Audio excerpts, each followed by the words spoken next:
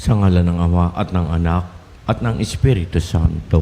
Amen. Ang pagpapala ng ating Panginoong Hesus, ang pag-ibig ng Diyos Ama at ang pakikipagkaisa ng Espiritu Santo nawa ay sumainyong lahat. At sumayo rin.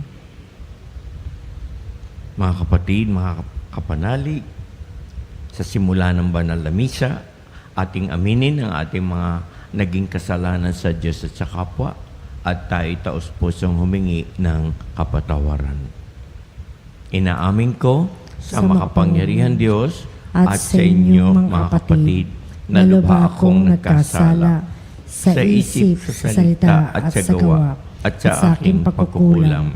Kaya isinasamo ko sa mahal na Birheng Maria, sa lahat ng mga anghel at mga banal, at sa inyong mga kapatid, na ako ay ipanalangin sa Panginoong ating Diyos. Kaawaan tayo ng makapangyarihan at maawaing Diyos. Patawarin tayo sa ating mga kasalanan at patnubayan sa buhay na walang hanggan. Amen. Panginoon, kaawaan mo kami. Panginoon, kawaan mo kami. Kristo, kaawaan mo kami. Kristo, kawaan mo kami. Panginoon, kaawaan mo kami. Panginoon, kawaan mo kami. Manalangin tayo. Amang makapangyarihan at maawain, gawin mong aming mapangatawan ng sundin ang loob mo upang sa pagdami namin at pagiging kalugod-lugod sa iyo, ang iyong sambayanan ay umunlad araw-araw. Sa pamamagitan ni Jesucristo, kasama ng Espiritu Santo, magpasawalang hanggan. Amen. Pagbasa mula sa aklat ng mga bilang. Noong mga araw na iyon, mula sa bundok ng Hor, nagpatuloy ang mga Israelita patungong dagat ng mga tambo upang lihisan ang Edom. Dahil dito, nainip sila sa pasikot-sikot na paglalakbay na yaon. Nagreklamo sila kay Moises, "Nialis mo ba kami sa Ehipto para patayin sa ilang na ito? Wala kaming makain ni mainom. Sawa na kami sa walang kwentang pagkain ito." Dahil dito, sila'y pinadalhan ng Panginoon ng makamandag na ahas, at sino mang matuka nito ay namamatay. Kaya lumapit sila kay Moises, sinabi nila, "Nagkasala kami sa Panginoon at sa iyo. Idalangin mo sa kanyang paalisin ang mga ahas na ito." Dumalangin nga si Moises, at ganito ang sagot sa kanya ng Panginoon, "Gumawa ka ng isang ahas na tanso. Ilagay mo iyon sa dulo ng isang tikin, at sino mang natuklaw ng ahas na tumingin doon ay hindi mamamatay." Gayon nga ang ginawa ni Moises. Mula noon, lahat ng matuklaw ng ahas, ngunit tumingin sa ahas na tanso, ay hindi namamatay. Ang salita ng Diyos. Salamat sa Diyos. Dinggin mo ang aking dasal pagsamo ko'y paunlakan. Dinggin mo ang aking dasal, pagsamo ko'y paunlakan. Dinggin mo, O Poon, ang aking dalangin. Lingapin mo ako sa aking pagdaing. O huwag ka sanang magkubli sa akin, lalo sa panahong may dusat hilahil. Pag ako'y tumawag, ako'y iyong dinggin. Sa sandaling iyo'y agad mong sagutin. Dinggin mo ang aking dasal, pagsamo ko'y paunlakan. Ang lahat ng bansa sa poon ay takot, maging mga hari sa buong sinukob. Kung iyong itayong pamuli ang Siyon, ika'y mahahayag doon, Panginoon. Daing ng mahirap ay iyong diringgin, di mo tatanggihan ang kanilang daing. Dinggin mo ang aking dasal, pagsamo ko'y paunlakan. Ito'y matititik upang matunghayan ng sunod na lahing di dumaratal. Ikaw nga, O Poon, ay papupurihan mula sa itaas, luklukan mong banal. Ang lahat sa lupa'y iyong minamasdan, iyong dinirinig ang pagtataghuyan ng mga bilanggong ang hatol ay bitay upang palayain sa hirap na taglay. Dinggin mo ang aking dasal, pagsamo ko'y paunlakan. Wika mo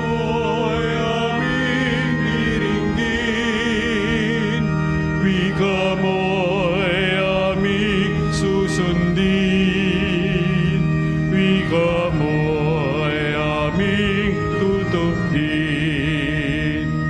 Wika mo'y aming diringgin, wika mo'y aming susundin, wika mo'y aming tutupin.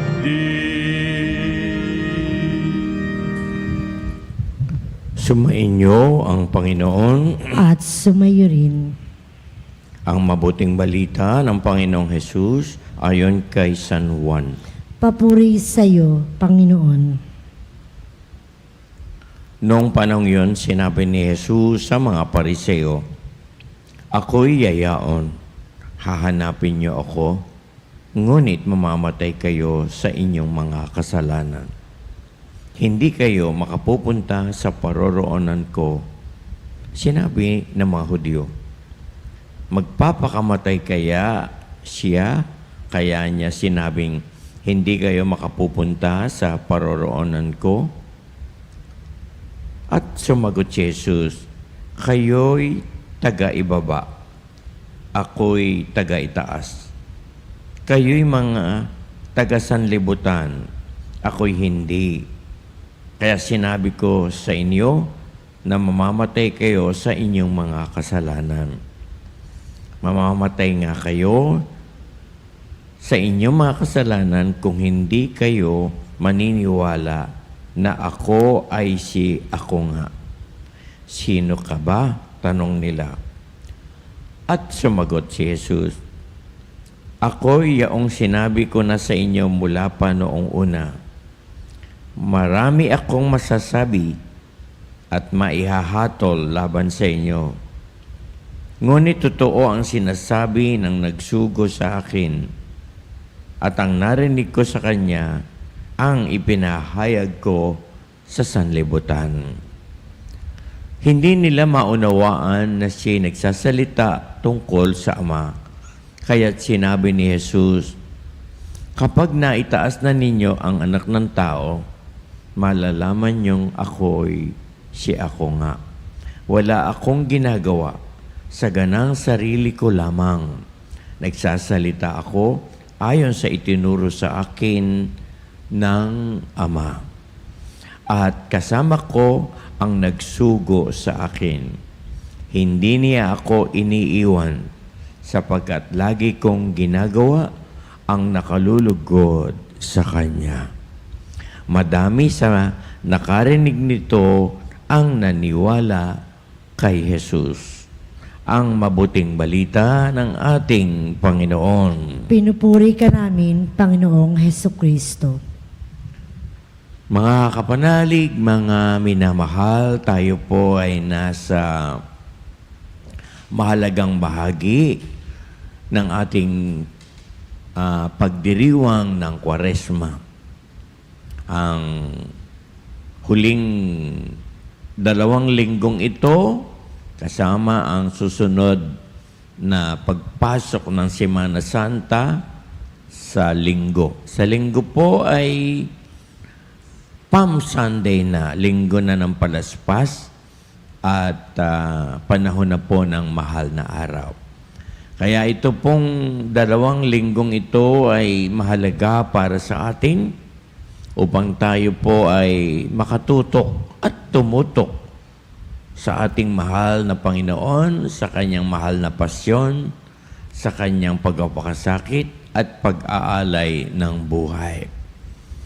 Kaya napansin nyo, mga kapanalig, mga kapatid, na noong kayo'y nagsimba nung nakaraang linggo, pansinin nyo na ang lahat ng mga imahen sa simbahan ay may takip na telang lila. Ito ay upang ituon natin ang ating pansin, itutok natin ang ating pansin kay Jesus at kay Jesus lamang, upang sa ganon ay makapagnilay-nilay tayo ng lubos sa Kanyang pagkapakasakit at pagkamatay sa krus.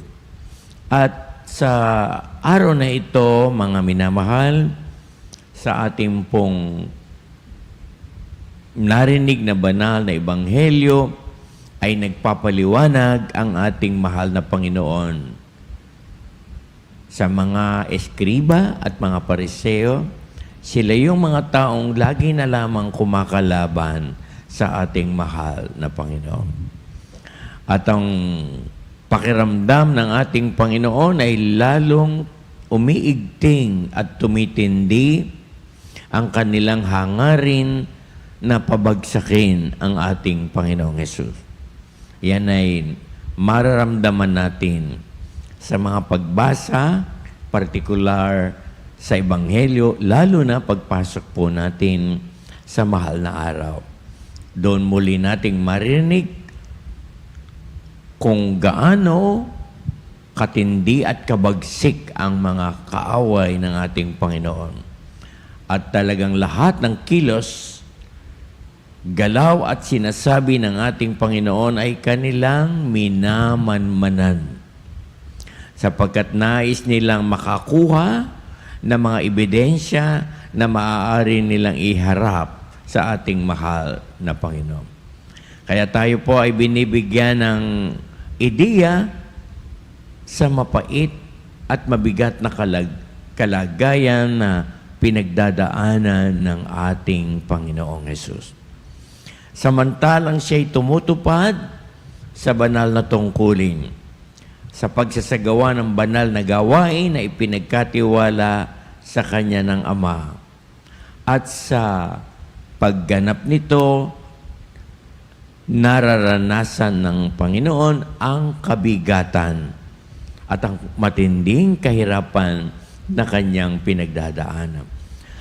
Dahil hindi naman po lahat ay tumatanggap, kumikilala kay Jesus at sa Kanyang mga itinuturo. Bagamat merong mga taong naniwala sa Kanya, sumunod sa Kanya at naging Kanyang kapanalig, at mga tagasunod, marami din ang hindi naniniwala sa Panginoon. Yan, lalo na ang grupo ng mga eskriba at pariseo na tahasang tinatanggihan ang ating mahal na Panginoon. Hindi nila pinaniniwalaan ang Kanyang mga itinuturo. Manapa ang mga pahayag ng Panginoon at ang Kanyang mga kilos at galaw ay talaga naman binubusisi nilang mabuti upang makakita sila ng butas, upang ipagharap ng sakdal ang Panginoon at ibagsak talaga. Yun po ang mga layunin at intensyon ng Kanyang mga kalaban. Ngayon, ang ating mahal na Panginoon sa Ebanghelyo ay nagsisikap na magpaliwanag, na ipahayag kung sino siya at kung bakit siya naririto sa daigdig. At ayon sa kanyang pahayag, siya ay sumusunod lamang sa kalooban ng Ama na nagsugo sa kanya dito sa lupa. Ipinaliliwanag niya ng maayos na siya nakarating sa daigdig at narito sa daigdig hindi upang gawin ang kanyang gusto o ang kanyang kalooban, kung hindi ang gawin ang kalooban ng kanyang Ama. At ito'y kanyang maisakatuparan. At nililinaw ng ating Panginoon na ang lahat ng kanyang ginagawa ay hindi naman bunga ng kanyang kaisipan, kundi ang lahat ng kanyang ginagawa ay bunsod ng plano ng kanyang Ama sa langit. At ang ginagawa lamang ng ating Panginoon kung ano ang may kinalaman sa plano ng Diyos, kung ano yung itinakda ng may kapal, yun lamang at walang iba. Walang ibang intensyon at walang ibang layunin ng ating Panginoon kung hindi ang maisakatuparan ang dakilang plano ng Diyos Ama na walang iba kung hindi ang pagliligtas sa tao. Nararamdaman na po natin, mga minamahal, mga kapanalig, ang hirap na pinagdadaanan ng ating Panginoon. Tumitindi ng tumitindi, bumibigat ng bumibigat. Yan ay ating mapatutunayan lalo na pagpasok natin ng mahal na araw. Mga minamahal, mga kapanalig, ang nais ipahayag sa atin ng ating mahal na Panginoon ay ang kanyang banal na kalooban na maisakatuparan anuman ang ipinagkatiwala sa kanya ng kanyang Ama sa langit. At lahat ay gagawin ng ating mahal na Panginoon matupad lamang ang balak o ang plano ng Diyos Ama. At walang anuman ang magiging sagabal at walang anumang bagay ang makapipigil sa ating mahal na Panginoon na ipatupad ang plano ng kanyang Ama. Kahit na ito'y nangangahulugan ng matinding hirap, ng kaluluwa at katawan, pagpapakasakit, at makikita natin sa bandang huli ang pagkamatay niya sa krus. Subalit, iisa lang ang nasa isip at puso ng ating Panginoon. Ang maisakatuparan niya kung ano man ang itinakda ng poong may kapal, do or die, lahat ay gagawin ng ating Panginoon upang ito ay maisakatupar. At para sa ating mahal na Panginoon, ito'y kanyang paninindigan at pangangatawanan. Walang anumang bagay ang makapipigil sa ating Panginoon. Kahit na ang matinding paghihirap at kamatayan ay kanyang haharapin, matupad lamang ang balak ng kanyang Ama sa kalangitan. Sa puntong ito, mga minamahal, ay unti-unti nating naunawaan ang mahalagang aral o turo ng Ebanghelyo sa ating lahat. Na unang-una, ating aalalahanin, isa sa isip at isa sa puso, ang ating misyon sa buhay. Ang ating mga obligasyon, ang ating mga responsibilidad at pananagutan. Yan po yung number. Number 2, pangalawa, naroroon ang ating pagnanasa na maisakatuparan natin ano man ang ating ganapin sa buhay nito, ano man ang kailangan nating tuparin at tapusin. Mga kapatid, dito po tayo nagkakaproblema. Ito na po ang ating mabigat na kalagayan. Na kapag tayo ay nahihirapan at nabibigatan, tayo po ay nagsasawa. Tayo po ay nagkakaroon ng ibang damdamin. Ayaw natin ng masaktan, ayaw nating tayo iiyak, ayaw nating tayo ay mabibigatan. Ito ang mabigat nating kalagayan na kapag tayo nahihirapan, ang naiisip natin ay talikuran at tumakbo sa ating mga responsibilidad. Na para bang hindi natin kakayanin at ito yung laman ng ating kalooban na hindi natin kakayanin kaya tayo ay umaayaw, tumatalikod, tumatakbo sa mga responsibilidad. Mga minamahal, mga kapanalig, paalala, walang madaling buhay sa mundong ito. Walang madaling kalagayan sa ating panahon. Lahat tayo ay dadaan sa iba't ibang kaganapan sa buhay. Kasama dito ang pagharap sa mga problema, ang pagsasabuhay ng ating mga responsibilidad at kung dadating ang Panginoong ang pagkakataong tayo mahihirapan at mabibigatan, masasaktan at luluha, tandaan natin kasama po ito sa ating mga ginagawa. Hindi dapat tayong masisiraan ng loob. Hindi tayo kailangang ma-depress. Hindi tayo kailangang mawalan ng pag-asa. Hindi natin kailangang sumuko at tumalikod sa anumang ating pangako. Gayahin lamang natin, mga kapanalig, ang ating Panginoon. Buo ang isip, buo ang loob, talagang matatag siya sa kanyang paninindigan. Gagawin niya ang alam niyang dapat niyang isagawa at walang makapipigil sa kanya. Sana po mga kapanalig, sa linggong ito at sa papasok na mahal na araw, hipuin ng Panginoon Diyos ang ating puso na muli ipaalala at tanggapin natin sa ating sarili mismo ang mga bagay na hindi natin maiiwasan at kailangan nating harapin. Mga bagay na sa ayaw man natin at sa gusto ay kailangan din nating yakapin at isabuhay. At huwag tayong mawawala ng pag-asa sa Diyos. At kung dumadating ang matitinding sandali at mga panahon talagang napakabigat sa ating buhay, huwag nating sasabihin sa ating sariling, hindi ko na kaya. Ayoko na. Suko na ako. Dahil kapag yan ang sinabi mo sa sarili mo, talo ka na.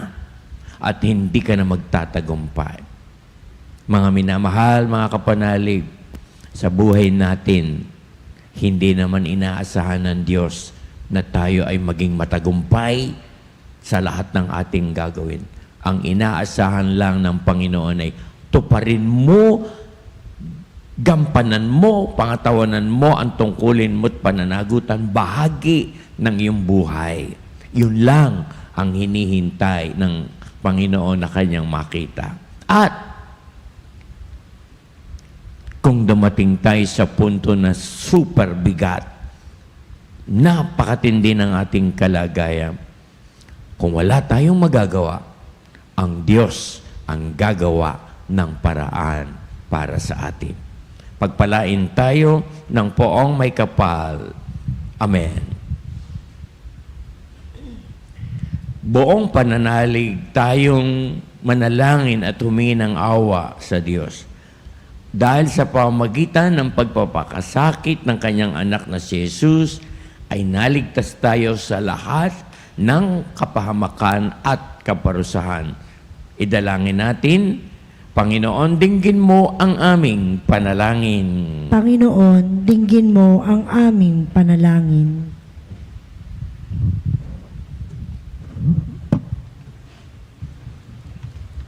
Ang bayan ng Diyos naway magtagumpay sa pagpapalaganap ng mabuting balita ng kaligtasan sa mundo.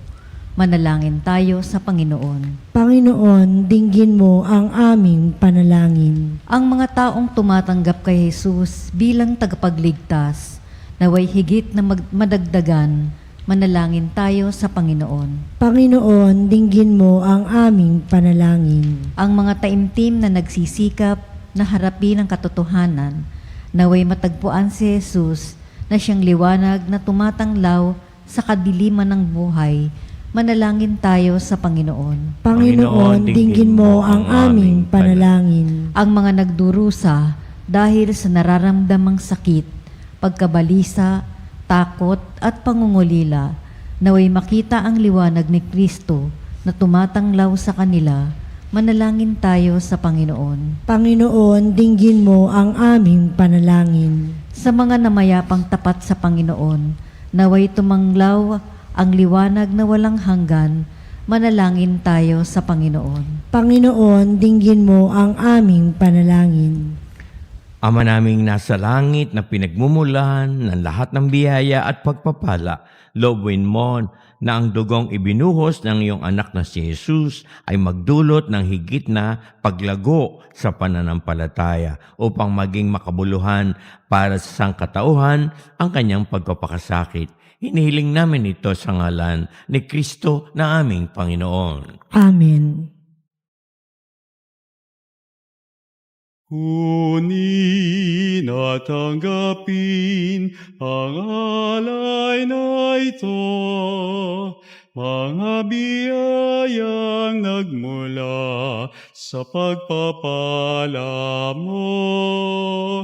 Tanda ng bawat puso, pagkat inibig mo, ngayoy nananalig, nagmamahal sa'yo. Tinapay na nagmula sa butil ng trigo, pagkaing nagbibigay ng buhay mo. At alak na nagmula sa isang tangkay ng ubas, inuming nagbibigay lakas.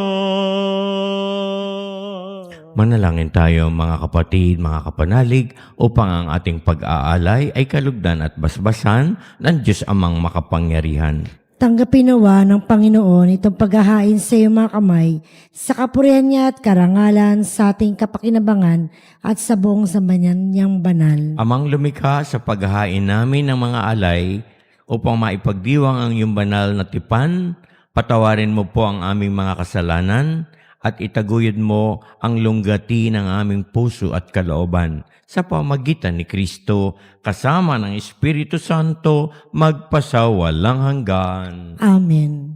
Sumainyo ang Panginoon. At sumayo rin. Itaas sa Diyos ang inyong puso at diwa. Itinasa namin sa Panginoon. Pasalamatan natin ang Panginoong ating Diyos. Marapat na siya ay pasalamatan. Amang makapangyarihan at maawain, tunay ngang marapat na ikaw ay aming pasalamatan sa pamamagitan ni Kristo na aming Panginoon. Minarapat mong ang pagtitiis para sa paghihirap ay maging pahiwatig ng pasasalamat na aming inihahain ngayon sa iyong hapag. Ang iyong anak na si Jesus ay ulirang tagabigay ng pagsasaluhan sa mga nagugutom at mga nauuhaw. Sa pagsunod namin sa giliw mong anak, ang pagkamaawain mo ay aming ginaganap upang ang pag-iimbot ay mapawing lahat sa aming pag-uugali at gawaing binabalak. Kaya kaisa ng mga anghel na nagsisiawit ng pagpupuri sa iyo, nang walang humpay sa kalangitan, kami ay nagbubunyi sa iyong kadakilaan.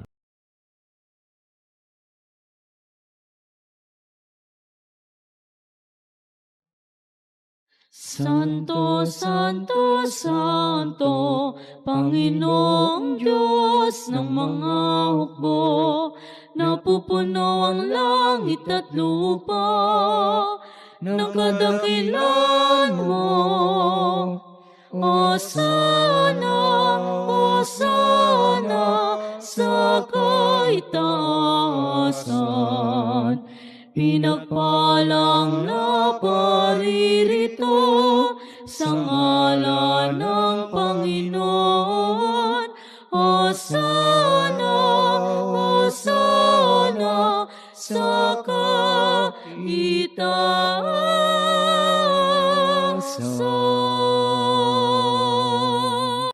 Ama naming banal, ikaw ang bukal ng tanang kabanalan, kaya't sa pamagitan ng iyong banal na Espiritu, gayon mong banal ang mga kaloob na ito, upang para sa amin ay maging katawan at dugo ng aming Panginoong Hesukristo.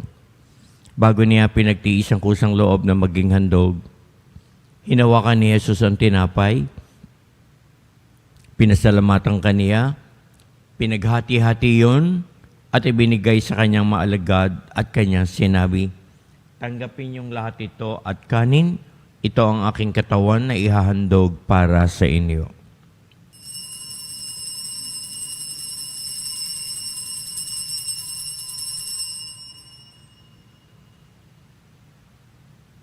Gayun din naman ang matapos ang hapunan, hinawakan ni Jesus ang kalis.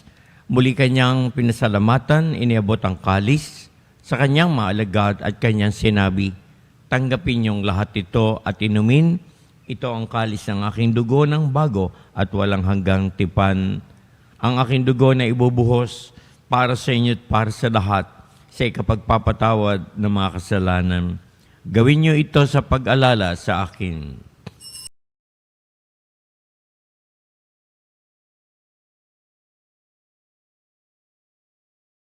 Ipagbunyi natin ang misteryo ng pananampalataya.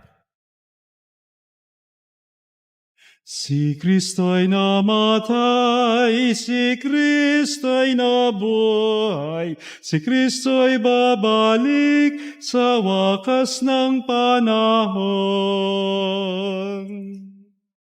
Ama, ginagawa namin ngayon ang pag-alala sa pagkamatay at muling pagkabuhay ng iyong anak na si Jesus. Kaya't iniaalay namin sa iyo ang tinapay na nagbibigay buhay at ang kalis na nagkakaloob ng kaligtasan. Kami ay nagpapasalamat dahil kami iyong minarapat na tumayo sa harap mo upang maglingkod sa iyo. Isinasamo namin kami magsasalo-salo sa katawan at dugo ni Kristo ay mabuklod sa pagkakaisa sa pamamagitan ng Espiritu Santo. Mawaing Ama, lingapin mo ang iyong simbahang laganap sa buong daigdig. Puspusin kami sa pag-ibig kaysa ni Francisco ang aming Santo Papa, ni Elias ang aming obispo at ang tanang kaparian. Alalahanin mo, Panginoon, ang mga kapatid naming nahimlay na may pag-asang muling mabubuhay, ganon din ang lahat ng mga pumanaw. Kawaan mo sila at patuloyin sa iyong kaliwanagan. Kawaan kami, Panginoon, at pagindapating lahat na makasalo sa iyong buhay na walang wakas. Kaisa ng mahal na Biring Maria, Ina ng Diyos, kaisa ng mga apostol at lahat ng banal na namuhay dito sa daigdig ng kalugod-lugod sa iyo. Maipagdiwang nawa namin ang pagpupuri sa kararangal mo sa pamamagitan ng iyong anak at aming Panginoong Hesukristo. Sa pamamagitan ni Kristo Jesus, kasama niya at sa Kanya, ang lahat ng parangal at papuri ay sa iyo, Diyos Amang makapangyarihan, kasama ng Espiritu Santo, magpasawalang hanggan. Amen, amen, amen.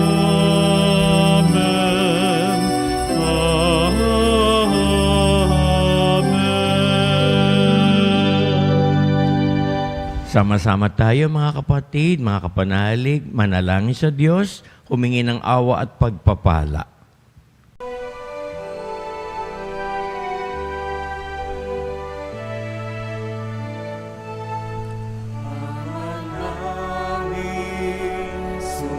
Sumasalangit ka, sambahin ang ngalan mo.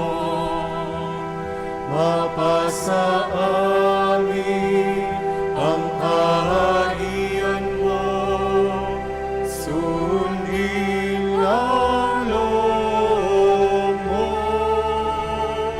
Dito sa lupa parang sa langit, bigyan mo po kami ngayon ng aming kakanin sa araw-araw at paglawarin mo kami sa aming mga sala para ng pagpapatawad namin sa nagkakasala sa amin. At huwag mo kaming ipahintulot sa gusto,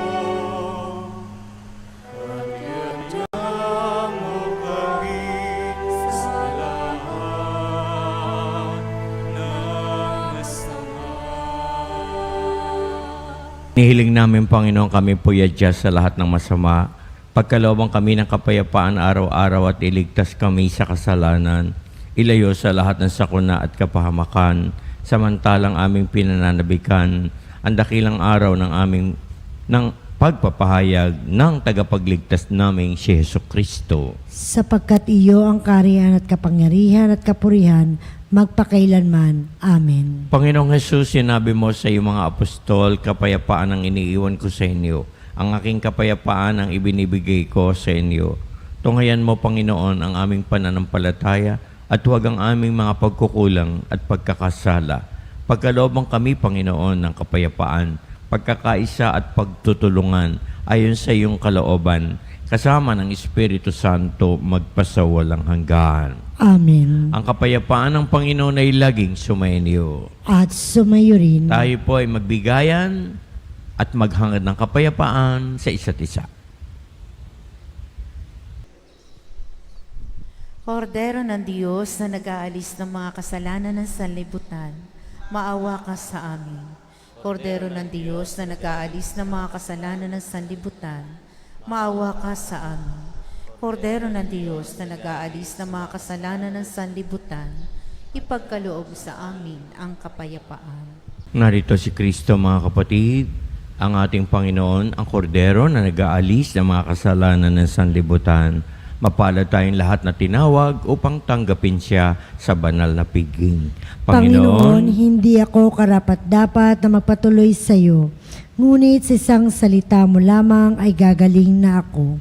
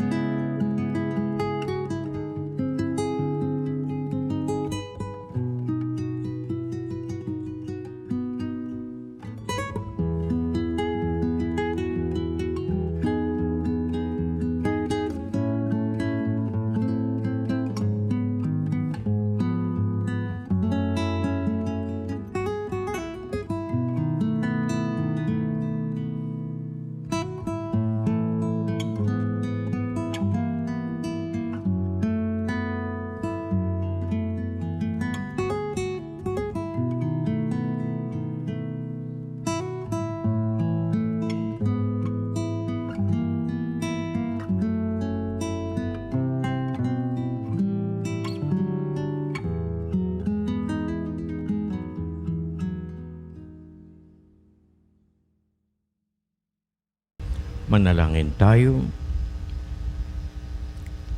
Amang makapangyarihan at maawain, kaming pinadulog mo sa banal na pakikinabang, ay marapatin mo na laging makasalo sa iyong mga bigay na pagpapala sa pamagitan ni Kristo kasama ng Espiritu Santo magpasawalang hanggan.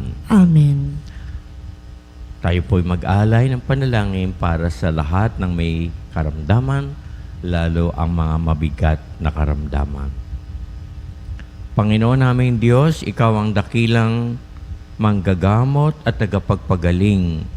Sa mga oras na ito, itinataas namin sa iyo ang lahat ng may sakit, physical man, emosyonal o spiritual. Hipuin mo po sila ng iyong mapaghimalang kamay at pagalingin ayon sa banal na kalooban. Sa iyong mapagmahal na kamay, itinataas namin, Panginoon, ang lahat ng may sakit, ang mga dumaranas ng kanser at matinding karamdaman, sakit sa puso, mataas na presyon, diabetes at iba pang sakit sa dugo, sakit sa bato at atay, arthritis, rheuma, pananakit ng katawan, karamdaman sa baga tulad ng hika at pneumonia, trangkaso, lagnat, at iba pang mga impeksyon. Mental condition tulad ng depression at anxiety, COVID-19, at iba pang viral diseases, sakit sa mata, tenga at balat, paralisado at mga kapansanan. Hipuin mo po sila, O Diyos, at pagalingin ayon sa iyong kalooban. Bigyan mo sila ng lakas ng loob, pag-asa at kapayapaan sa kanilang laban sa buhay.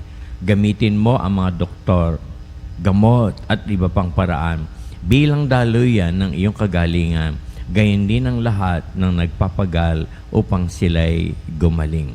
Bigyan mo po sila ng lakas upang makayanan ang anumang sakit ng kanilang pinagdadaanan. Ipagkaloob mo sa kanila ang kaginawahan sa kabila ng kanilang paghihirap. Pagpalain mo rin ang kanilang pamilya at mahal sa buhay na nag-aalaga sa kanila. Naway huwag silang mawalan ng pag-asa kung hindi patuloy na magtiwala sa iyong pagmamahal. Lahat ng ito, mahal na Panginoon, ay hinihiling namin sa ngalan ni Kristo kasama ng Espiritu Santo magpasawalang hanggan. Amen. Sumainyo ang Panginoon. At sumayo rin. Pagpalain kayong masagana ng ating mapagmahal na Diyos, Ama at Anak at Espiritu Santo. Amen. Tapos na mga kapanalig, mga kapatid, ang banal na misa. Taglayin natin sa ating puso ang malaking awa at pag-ibig ng ating Panginoon. Salamat sa Diyos.